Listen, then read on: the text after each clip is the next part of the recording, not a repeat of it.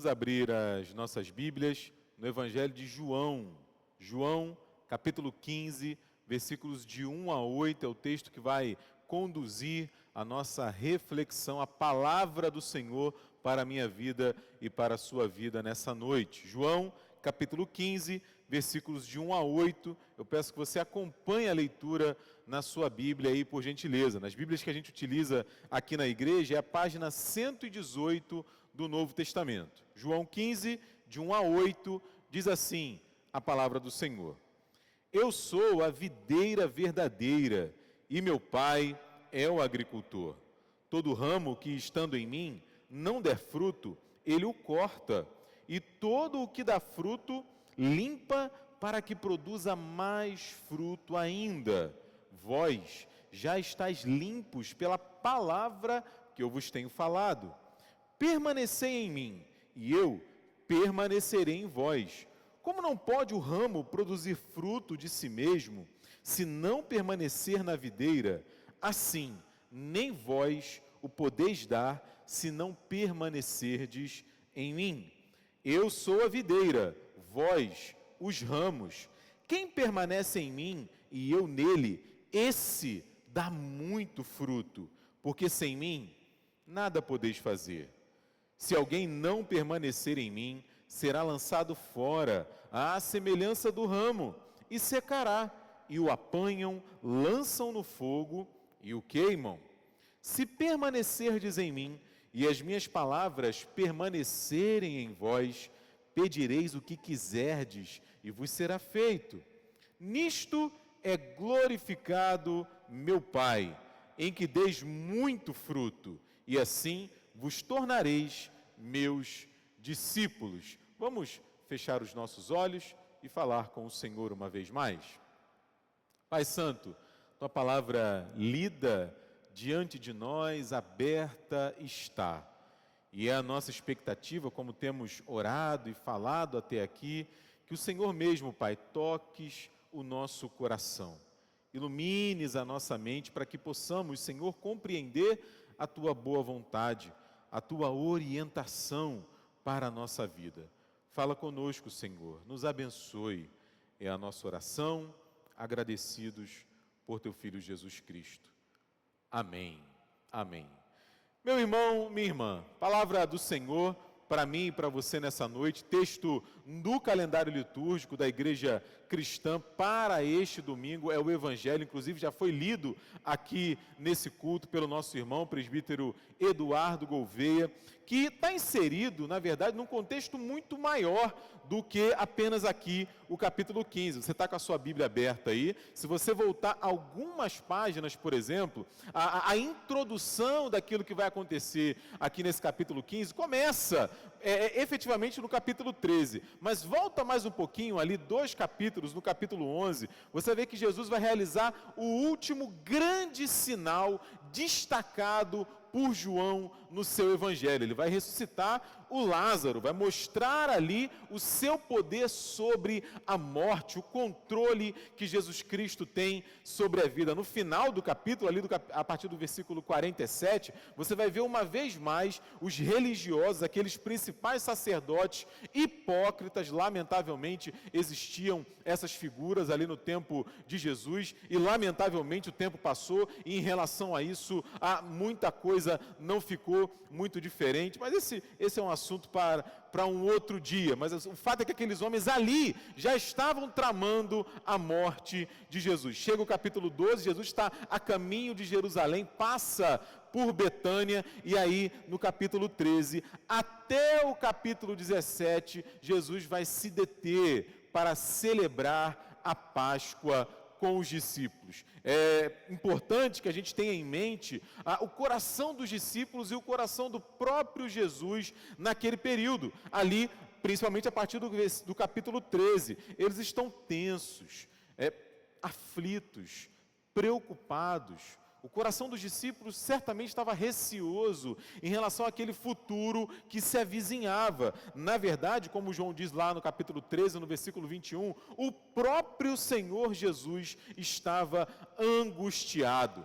preparando o coração dos discípulos para o momento da sua paixão, da sua morte. E aí é particularmente interessante, assim, um dado do texto, verificar a ênfase que Jesus dá e o registro de João, sobretudo nesse capítulo, a respeito da proporção. Porque você vai reparar que do capítulo 1 até o capítulo 11, o João vai relatar os 3 anos do ministério de João. Ele usa praticamente 11 capítulos para falar de 3 anos do ministério de Jesus. E aí quando a gente chega nos capítulos 13, 14, 15, 16 e 17, o João vai usar 5 capítulos para falar do que ocorre em praticamente uma noite.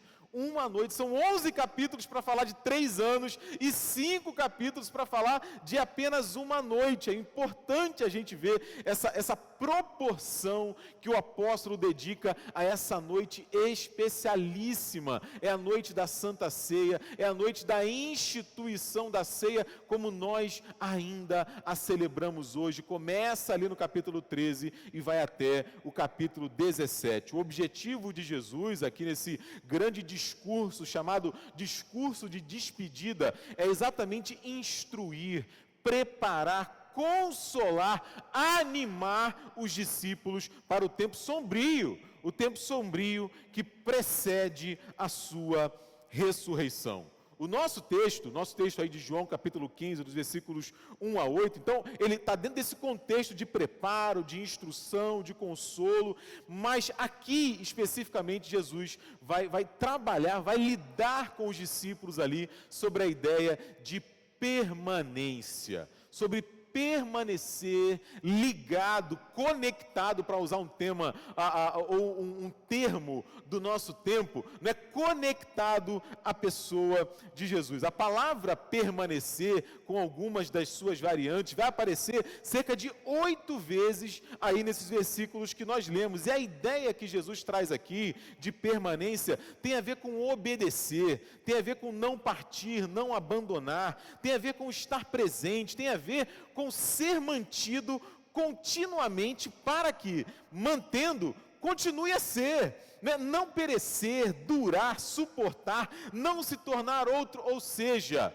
em outras palavras, o que Jesus está dizendo para os discípulos primeiramente, e agora para mim e para você também, é que a nossa vida, a vida dos discípulos, muito mais do que simplesmente a vida biológica, esse tempo que Deus nos dá para desfrutar aqui, mas a própria qualidade, a própria essência de quem nós somos, depende de estarmos conectados a Jesus. Depende de estarmos ligados, permanecermos em Jesus. Daí, então, a imagem da videira, a imagem da parreira, a imagem do pé de uva, né, se você preferir, né, é perfeita, assim como os seus respectivos ramos, para ilustrar aquilo que Jesus está querendo ensinar para mim e está querendo ensinar para você também. O que Jesus diz é muito simples, embora profundo.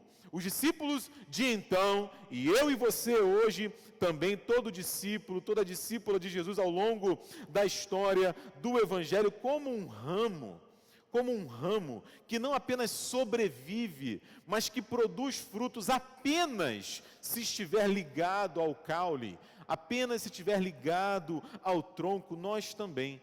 A gente só sobrevive, a gente só dá fruto quando estamos conectados a Jesus. E eu repito, né, essas duas necessidades, vamos dizer assim, não é, do ramo em relação ao tronco. A primeira é de sobrevivência, né? Fora do tronco, o ramo não tem vida. E a segunda é de produtividade, de produzir, de dar frutos. E aí Jesus, nesses 3 primeiros nesses 3 primeiros versículos do capítulo 15, ele vai apresentar essa analogia, essa metáfora, e a partir do versículo 4 até o versículo 8, ele vai aprofundando aquilo que ele apresenta nos 3 primeiros versículos. Então, como a gente sempre faz, vamos entender um pouquinho mais o texto, e aí, com a graça de Deus, recolher dele algumas das suas lições. Primeiro aí o versículo 1.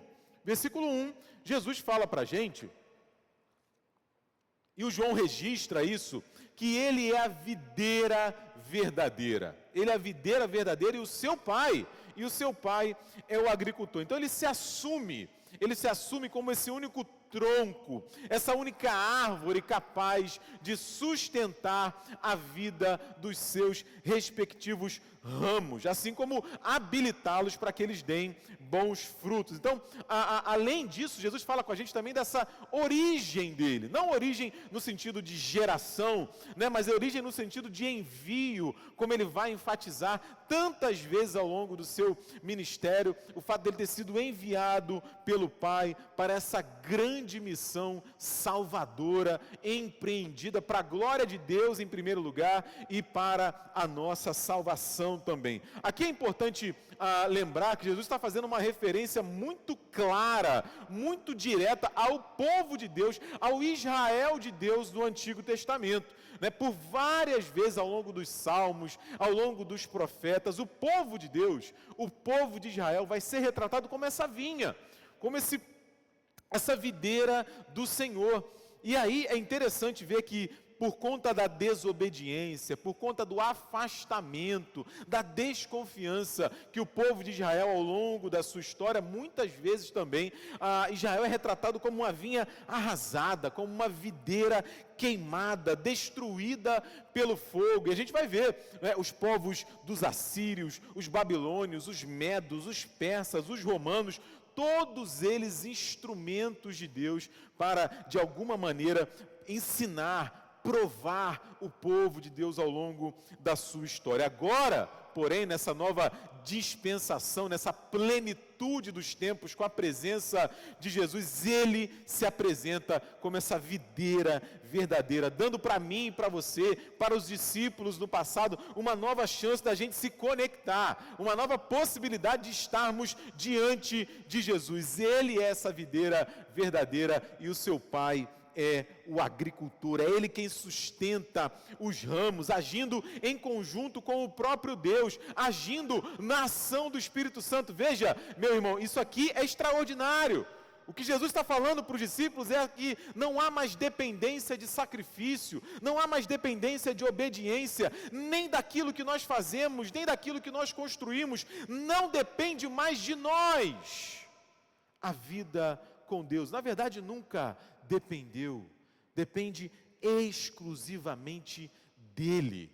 A nossa vida só é vida por conta da vida de Jesus Cristo, né? E faz parte desse cuidado e dessa sustentação, inclusive a poda, inclusive o tratamento, inclusive a limpeza, e ele vai falar isso no versículo 2, então vamos caminhar aí para o versículo 2, quando Jesus fala que todo ramo conectado a ele, todo ramo linkado a ele, esse ramo não apenas sobrevive, mas dá muito fruto, e ele limpa esse fruto para que venham novos frutos. Então, aprofundando essa metáfora, essa analogia que Jesus utiliza, ele fala do tratamento, algo muito comum aos discípulos, aos seus ouvintes naquele momento da história, quando o mundo era essencialmente rural, não é? E é interessante, eu fui procurar no site da Embrapa, a empresa brasileira de agropecuária, fala sobre essa poda que Jesus se refere aqui, a chamada poda de produção. Diz assim, lá no site da Embrapa, falando especificamente sobre a videira: a poda da frutificação, também chamada de poda de produção, tem por objetivo preparar a videira para a produção da próxima safra.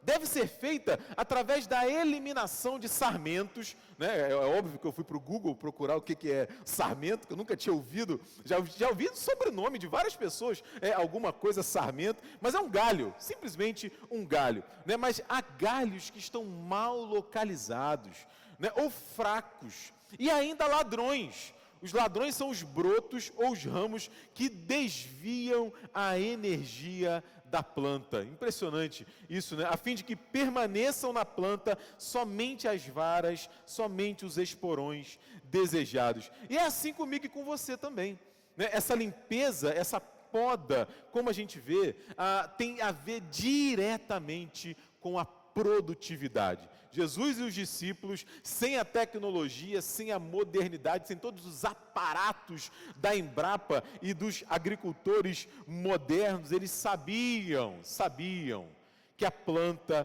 precisa de cuidados, não apenas para sobreviver, mas para dar frutos e bons frutos. Por outro lado, é importante a gente refletir aqui também que o ramo que não dá fruto, ele o corta. O ramo que não dá fruto, ele o corta. Aqui, Jesus não deixa de apresentar para os discípulos uma palavra de juízo, uma palavra de julgamento, que ele vai repetir no versículo 6. Ele vai dizer no versículo 6 que aquele ramo que não dá fruto vai ser lançado fora, vai ser queimado. Essa é uma seríssima advertência que Jesus está dando ali para os seus discípulos, que vem diretamente da necessidade de estarmos conectados, de permanecermos em Jesus. O vínculo com Ele, então, meu irmão, minha irmã, é fundamental. É fundamental. Cristo nos chama a atenção para essa nossa permanência nele. Ele fala, quem não dá fruto, ou seja, quem não está ligado a Ele, quem não tem vida nele, será cortado e lançado fora. Mas aquele que dá fruto, aquele que está conectado nele, que tem vida nele, esse, além de ter vida, é limpo para que dê mais fruto. E é possível que você esteja perguntando nessa altura, e como ele faz essa limpeza, Diego? Como é que acontece isso? É exatamente o que Jesus faz no versículo 13. Ele nos ensina sobre essa limpeza. E a gente vai agora para o versículo 13, quando Jesus deixa muito claro.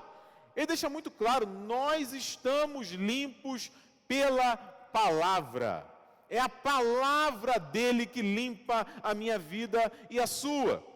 Diante de Jesus estão os discípulos, a gente sabe, que caminham com ele há cerca de 3 anos, comendo com Jesus, ouvindo os seus ensinos, reparando como Jesus age, tanto na esfera pública, quanto na esfera particular. Aliás, é exatamente por isso que as pessoas que ouvem Jesus falam que o ensino dele era um ensino como alguém que tem autoridade. Jesus vivia integralmente aquilo que ele falava. E aquilo que ele está dizendo aqui para os discípulos é o que ele já disse lá no capítulo 13, especificamente para o apóstolo Pedro, quando ele fala que os discípulos já estavam limpos. Não é aquela questão de lavar os pés, e Pedro pede para que se lave o corpo todo, e Jesus fala para ele, vocês já estão limpos. Por que eles já estavam limpos? Exatamente por conta da contínua, da perene exposição à palavra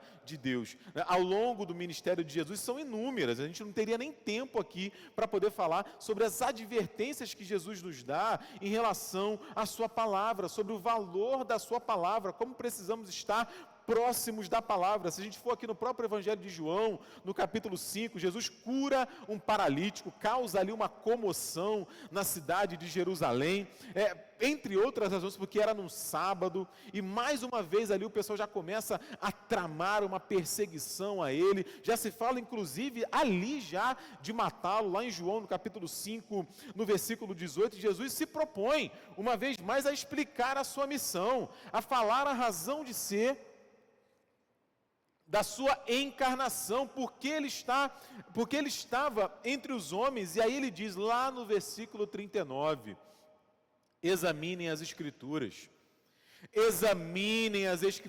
pesquisem, leiam, ouçam, se exponham à escritura. Por quê? Porque nelas vocês julgam ter a vida eterna, e são elas que testificam de mim. São elas que falam sobre o meu ministério, são elas que falam sobre quem eu sou. Numa outra ocasião, também numa discussão, dessa vez com os saduceus, um dos membros, um dos partidos existentes em Jerusalém naquela época, tinham os fariseus, tinham os herodianos, tinham os zelotes. Aqui em Mateus 22, 29, a discussão era com os saduceus a respeito da ressurreição. E aí eles não entendem o que Jesus está falando, e Jesus fala para eles, olha, vocês erram porque vocês não conhecem as Escrituras. Vocês não conhecem as Escrituras e nem o poder de Deus. porque não conhecem as Escrituras, o poder de Deus está distante de vocês. Os discípulos estavam limpos, meu irmão, minha irmã, pela palavra que Cristo os ensinava. O pastor Israel Belo de Azevedo, pastor ali na Tijuca, na Igreja Batista de Itacuruçá, comentando sobre esse texto, sobre como Deus nos poda, é interessante o que ele nos fala e eu quero compartilhar com você aqui. Primeiro, ele nos poda chamando a atenção para os nossos erros. Deus poda a mim, Ele limpa a minha vida, limpa a sua vida, chamando a atenção para os nossos erros, através da luz, claro, da sua palavra, porque através da sua palavra, cujo Espírito Santo ilumina o nosso coração, Ele nos convence do pecado, nos convence da justiça, nos convence do juízo e nos chama a olhar para dentro, nos chama a examinar o nosso coração, como o apóstolo Paulo nos fala sempre que a gente celebra a ceia do Senhor. Então essa é uma maneira de Deus nos podar, abrindo os nossos olhos para enxergar as nossas dificuldades, os nossos erros, os nossos pecados. E decorrente dessa ação de Deus, abrindo os nossos olhos, Ele nos lembra e nos poda quando a gente toma ciência cada vez mais, a cada dia, das nossas limitações, das nossas falhas, das nossas fraquezas. É importante a gente pensar sobre isso, porque, meu irmão, minha irmã, embora aqui não seja nenhuma novidade, né, mas a gente precisa sempre se lembrar disso, nós não somos perfeitos. Nós não somos perfeitos. O problema é que às vezes a gente se acha. A gente acha, como o pessoal diz aí, que nós somos o último biscoito do pacote. Porque a gente tem, de alguma maneira, uma formação, porque a gente tem amealhado ao longo da nossa vida, experiência, tanto de vida mesmo, quanto de alguma capacidade técnica que nos foi possível alcançar pelo nosso trabalho, pelos nossos estudos, pela nossa idade, e aí a gente confunde isso com uma soberba, uma vaidade.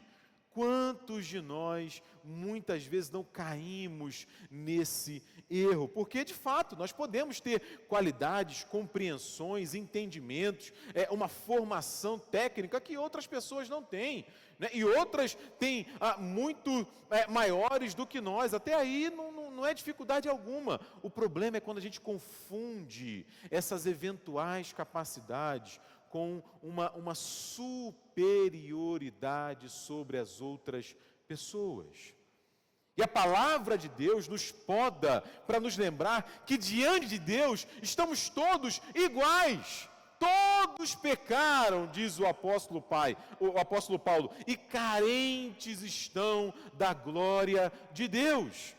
É Ele que é a videira, todos nós somos dependentes dEle, nós somos apenas ramos. Aliás, sobre isso o apóstolo Paulo mesmo diz, que aquele que está em pé deve cuidar para não cair. E a palavra de Deus, ela é esse espelho que nos coloca diante da verdade de quem nós somos. Homens e mulheres carentes, dependentes da graça de Deus. Por isso também, Deus coloca no meu caminho e no seu caminho, e essa é uma outra observação que o pastor Israel Belo faz, gente para caminhar conosco, gente do nosso lado, gente para nos abençoar, para nos corrigir, para nos orientar, gente para abrir portas para nós, gente para fechar portas diante de nós, porque nós não caminhamos sozinhos, todos nós nos apresentamos como família diante de Deus. É por isso que o Pai é nosso. Por exemplo, nós somos irmãos, caminhamos juntos, dependemos e aprendemos uns com os outros, inclusive, eu gosto muito do reverendo Jeremias Pereira, quando ele fala que Deus, inclusive, muitas vezes põe pessoas difíceis. Sabe aquela pessoa difícil? Né? Não pensa em outra pessoa não, vamos pensar na gente.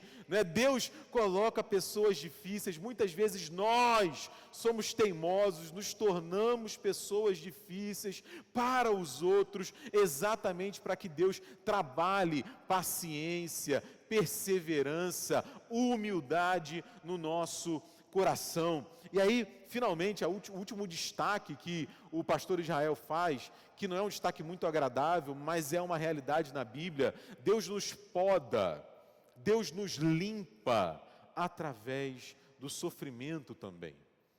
Através do sofrimento também. Esse, de forma alguma, é um assunto agradável, mas não deixa de ser verdade, e não deixa de ser uma verdade bíblica, né? A provação na vida cristã, ela é fonte de ensino, ela é pedagogia para a minha vida e para a sua vida também. A gente vai ver, por exemplo, o apóstolo Paulo falando de um espinho na carne, ali em 2 Coríntios capítulo 12, um espinho na carne que foi para o apóstolo Paulo didático, que foi para ele pedagógico. A gente vê a história extraordinária de Jó, de como depois daquele sofrimento, depois daquela provação, ele olha para trás, porque nós não devemos nos iludir. O que há ali, de forma alguma, não é uma disputa entre Deus e o diabo para saber a quem o Jó vai ser fiel. O que Deus está fazendo ali é proporcionando a Jó aprender mais sobre Deus e mais sobre ele mesmo. E isso acontece porque Jó olha para trás e ele fala: Senhor, antes eu te conhecia de ouvir falar, mas agora os meus olhos te veem. Agora os meus olhos te veem. O próprio Jesus, no mistério extraordinário da sua encarnação, da sua humanidade, o autor de Hebreus diz que ele aprendeu também pelas coisas que sofreu.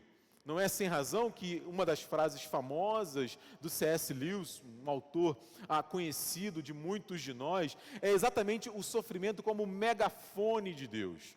Porque Deus está falando, meu irmão, minha irmã, Ele nunca parou de falar, e nos últimos tempos Ele fala através do Filho. O problema é que às vezes a gente não está atento o suficiente para ouvir aquilo que Deus está falando, e aí Deus usa o seu megafone nas palavras do C.S. Lewis. Então Deus nos poda através da sua palavra. E aí, dos versículos 4 a 8, João vai retratar ali esse reforço da analogia que Jesus utiliza, que eu chamei aqui de alguns imperativos, né? Então, por exemplo, no versículo 4, há o imperativo da permanência nele. No versículo 5, o imperativo da dependência dele, até porque fora dele nós nada podemos fazer. No versículo 6, o imperativo do juízo. O juízo relacionado àqueles que estão desconectados de Jesus. No versículo 7, o imperativo dessa conexão da oração. Quando estamos conectados com Jesus, nós oramos de acordo com a vontade dEle, buscando compreender e perceber para onde que o vento dEle está soprando. E aí um milagre acontece. Aquilo que a gente ora de acordo com a vontade de Deus, Deus graciosamente nos concede segundo a sua boa vontade. O nosso texto termina com esse imperativo aí da glória do Pai. Exatamente quando, através de nós, o nome do Senhor é exaltado. Então, eu quero recolher com vocês aqui algumas lições nessa parte final aqui do nosso encontro. A primeira lição, meu irmão, minha irmã, e sem dúvidas poderíamos tirar muitas desse texto, e eu já até comentei aqui de alguma maneira com você, é que fora de Cristo não há vida. Fora de Cristo não há vida. Essa é uma lição muito clara que Jesus deixa para os discípulos quando usa essa imagem, quando usa essa analogia da videira. Fora de Cristo não há esperança. E aí, se a palavra de Cristo fez sentido para mim e para você, se Ele já abriu os nossos olhos para essa sua verdade maravilhosa, se o Espírito Santo de Deus, como nós já dissemos aqui, já te convenceu do pecado, da justiça e do juízo, nós não vamos mais nos afastar dEle. Pelo contrário, vamos estar cada vez mais juntos, cada vez mais ligados a Ele. O problema é que a gente vive num mundo com muitos convites a outras conexões. Esse é o ponto. A gente vive num mundo apertado por outras fontes, por outros tipos de vida que nos são oferecidos, né? Outras promessas de vida e de vida abundante, por exemplo, né? Seja rico e seja feliz. Quando você tiver acumulado aquela fortuna, guardado aquela quantia, aí você vai viver em paz, vai viver tranquilo. Seja belo e seja feliz, tenha aquele corpo, tenha aquele tipo de compleição física, né? Desfrute o prazer e seja feliz, alcance os seus sonhos e seja feliz. Ora, né? Muito cuidado aqui. É claro que cada uma dessas realidades tem o seu valor. É claro que a gente viver saudável, é claro que a beleza, é claro que uma vida financeira equilibrada, objetivos, metas, fazem bem e são necessárias para a nossa vida, para uma vida saudável. A gente deve buscar isso, sem dúvida. O problema, e muita atenção aqui, meu irmão, minha irmã, é quando a gente imagina que essas realidades podem nos dar o que só Jesus Cristo pode nos dar. Esse é o problema. Quando a gente coloca essas realidades acima do Senhor. Porque nós só temos vida e vida abundante conectados a Jesus. E a Bíblia está cheia de exemplos de gente que tinha muito financeiramente, tinha muita saúde e que não encontra satisfação, não encontra vida e vida abundante. O contrário é verdadeiro também. O contrário é verdadeiro também. Uma vida sem Cristo é como nadar e morrer na praia, para usar aí o adágio tantas vezes repetido. É como aquele ventilador que está girando e aí você desliga ele da tomada, ele ainda tem um tempinho ali girando, mas ele vai parar. Ele vai parar. Porque ele não tem energia nele mesmo, ele não tem capacidade nele mesmo. E quando eu penso sobre esse tema da dependência de Deus, eu sempre me lembro da apresentação que o Brennan Manning, que foi um autor cristão, muitos livros escritos, inclusive o mais famoso deles é exatamente esse que eu vou citar aqui agora, um trecho que chama O Evangelho Maltrapilho. Na apresentação do Evangelho Maltrapilho, o Brennan Manning diz assim, né, falando sobre o livro, mas numa aplicação que se refere diretamente ao Evangelho e à nossa vida com Deus também. Ele fala, olha, esse livro não é para super espirituais, não é para cristãos musculosos, que tem o Joe Wayne, ou atualizando, né, o The Rock, Dwayne Johnson, como herói, e não a Jesus. Não é para acadêmicos que aprisionam Jesus na torre de marfim da exegese. Não é para gente barulhenta e bonachona que manipula o cristianismo a ponto de torná-lo um simples apelo ao emocionalismo. Não é para os místicos de capuz que querem mágica na sua religião. Não é para cristãos, aleluia, que vivem apenas no alto da montanha e nunca visitaram o vale da desolação. Não é para destemidos que nunca derramaram lágrimas. Não é para zelotes ardentes que se gabam como o jovem rico dos evangelhos. Não, isso aí eu guardo desde a minha mocidade.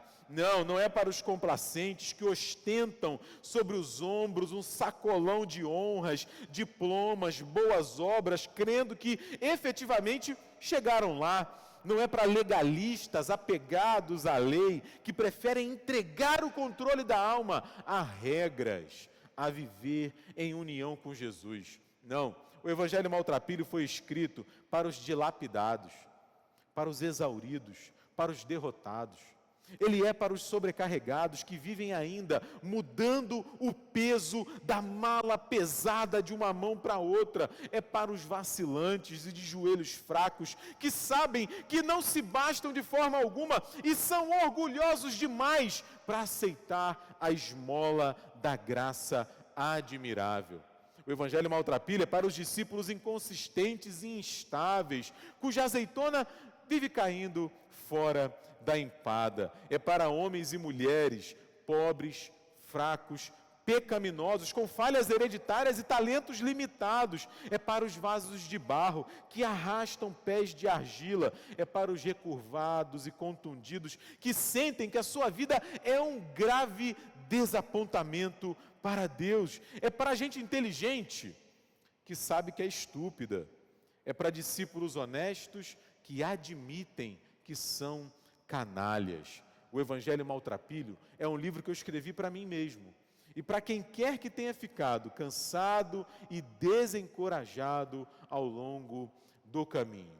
Em outras palavras, o Evangelho do Senhor Jesus é para quem se percebe dependente do Senhor. E a pergunta que fica aqui, para mim e para você é: como nós nos percebemos hoje? Como nós nos percebemos hoje? Essa é uma primeira lição. Fora de Cristo não há vida, fora de Cristo não há esperança. A segunda lição, aqui para apaziguar o meu coração e o seu, é que dependentes de Cristo, dependentes de Deus, conectados a Ele, a gente não entra em juízo, meu irmão, minha irmã. A gente tem paz com Deus e a gente dá fruto. E a gente dá fruto, porque, vamos lembrar aqui o texto, os discípulos estão sendo preparados por Jesus para a sua morte.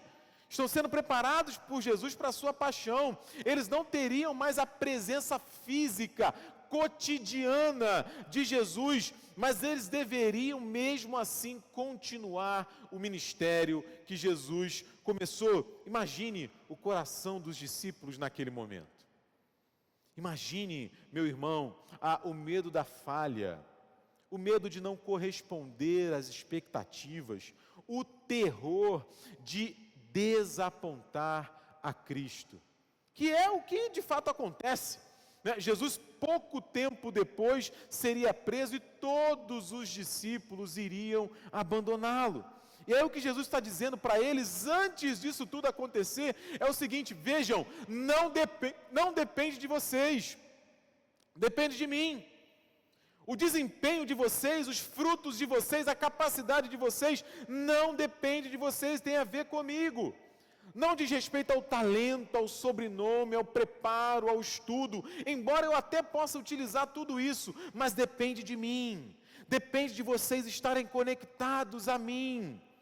Em última análise, meu irmão, minha irmã, o que eu e você precisamos é confiar nele, porque aí a promessa que nós temos é que, em primeiro lugar, a gente não vai entrar em juízo, pois é o próprio Deus que nos chama a essa conexão com ele.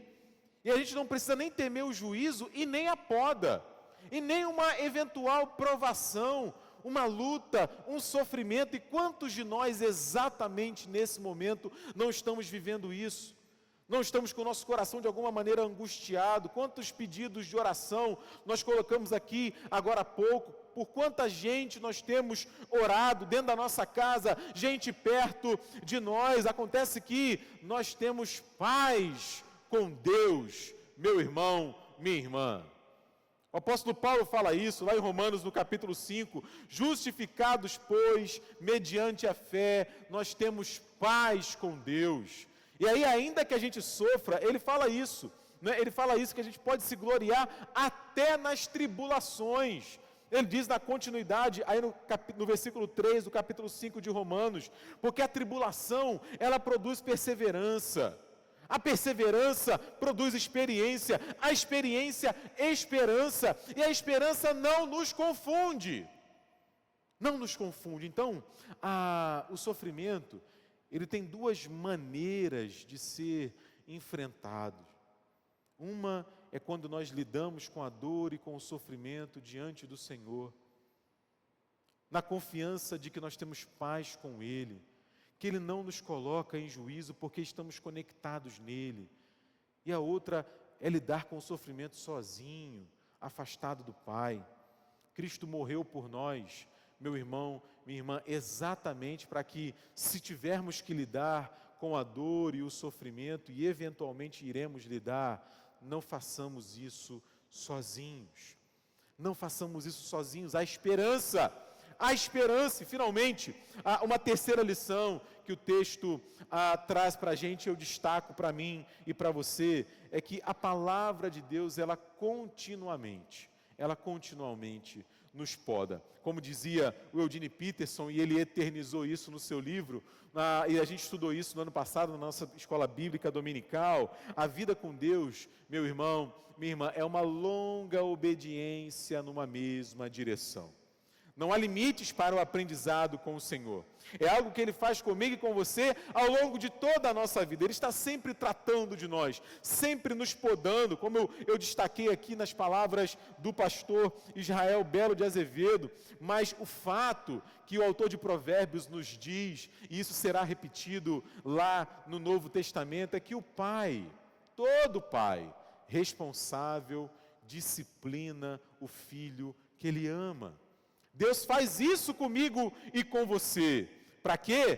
Para que em primeiro lugar a gente tenha vida, para que a gente sobreviva. E para que em segundo lugar essa vida seja abundante e abundante de frutos também.